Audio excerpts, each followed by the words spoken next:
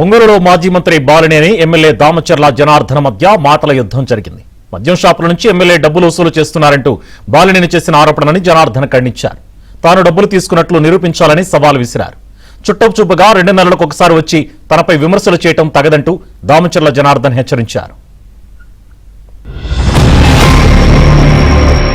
నీకు అడ్డం వస్తున్నానని చెప్పి ఎవరైనా చేస్తావా?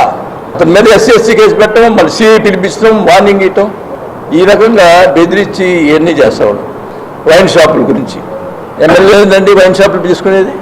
సగం పైన షాపులు అయిన రోజు సాయంత్రం నైట్కి పావులు నాయకులు అతను తీసుకుపోయి వాళ్ళ ఇంటికి పోయి లెక్క చెప్పాలా.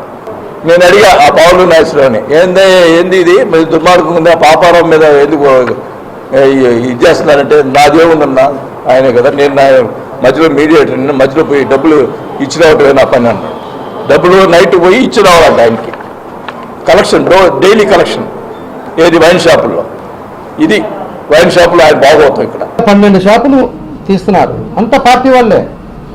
మిగతా 2 షాపులు పార్టీ వాళ్ళకి విడిగా వచ్చింది. ఆ తర్వాత వేరే వాళ్ళంతా కూడా ఉన్నారు. వీళ్ళకే సరిగ్గా రూపాయి రాకుండా వాళ్ళు ఇబ్బందులు పడుతుంటే వాళ్ళు తీసుకొస్తారంట. రాత్రిపూట ఒకటి వచ్చంట నాకు రోజు డబ్బులు ఇచ్చిపోతారంట. సిగ్గుండాలి, వయసు పెరిగింది, నీకు బుద్ధిని మాట్లాడుతున్నావు ఏదో నాకు అర్థం కావట్లేదు. మాట్లాడేటప్పుడు జ్ఞానంతో మాట్లాడాలి. నువ్వు నిరూపించవా?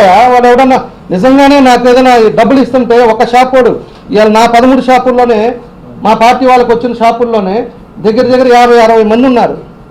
60 మంది చేత ఒకటి చేత చెప్పి సరే పోనీ, మిగతా షాపులు ఉన్నారు కదా, కామన్ పీపుల్ ఉన్నారు కదా, ఎవడో చేయించాడో